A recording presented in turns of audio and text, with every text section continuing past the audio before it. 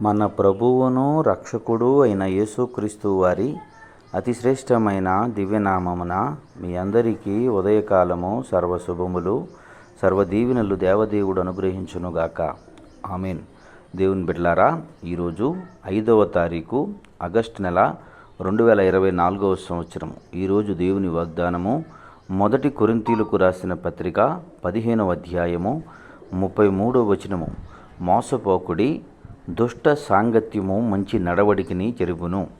దేవుడు తన పరిశుద్ధ లేఖన భాగము నేటి ఉదయకాలము మీ వినికిడిలో, మీ జీవితాలలో ఈ వాగ్దానం హెచ్చరించి మిమ్మల్ని బలపరిచి ఆత్మీయ జీవితంలో ముందుకు కొనసాగునట్లు దేవుడు నిలబెట్టునుగాక. ఆమేన్. దేవుని బిడ్డలారా, దుష్ట సాంగత్యము మంచి నడవడిని చెరుపును.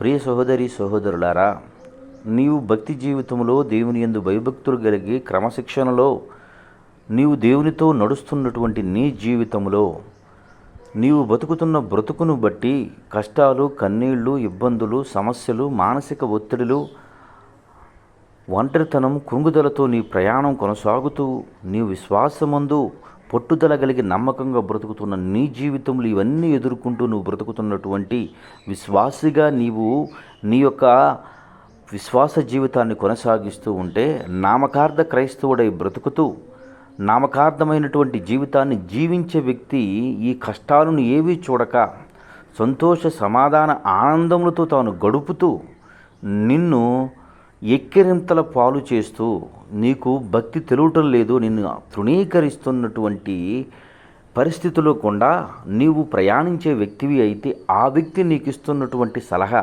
అలా కాదు, అలా చేయకూడదు, భక్తి అంటే అది కాదు, ఇలా నడవాలి, ఈ విధంగా చెయ్యాలని చెప్పి నీ యొక్క మంచి నడవడికని, నీ యొక్క నడవడికను చెరిపే వ్యక్తిగా ఆ వ్యక్తి ఉంటే ఆ వ్యక్తిని అనుసరించవద్దు.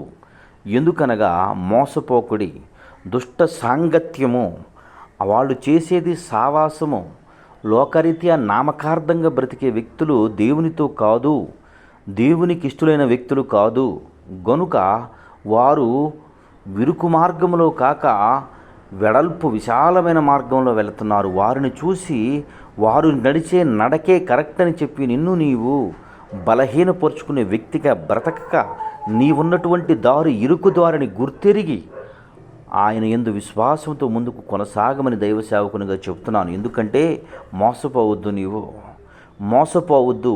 దేవుని యందు భయభక్తులు నువ్వు ఏ భక్తులైతే కలిగి ఉన్నావో ఆ భక్తిని స్థిరంగా కొనసాగుతూ ఆయన యందు సంతోషించి ఆయన యందు భయభక్తులు నిలిపి నిత్య జీవంలోకి నీవు వారసుడగునట్లు నడుస్తున్నావు విషయాన్ని గుర్తెరిగి విశ్వాసంతో ముందుకు కొనసాగు కృపాస్థితి దేవదేవుడు మీకు అనుగ్రహించును గాక. ఆమేన్. తండ్రి, నీకు వందనాలు, స్తోత్రములయ్యా. ఉదయకాలం ముందు నీ బిడ్డలైన వారు ఎందరు బిడ్డలు ఈ మాటలు వినుచున్నారో వారందరి జీవితంలో ఆశీర్వాదము దీవెన అనుగ్రహించి ఆత్మచేత బలపరిచి స్థిరపరిచి నీ కృపలో వాడుకుని భద్రపరిచి నడిపించి సహాయములు చేయమని యేసయ్య నామం పెరటి ప్రార్థన చేయుచున్నాను మా పరమ తండ్రి. ఆమేన్.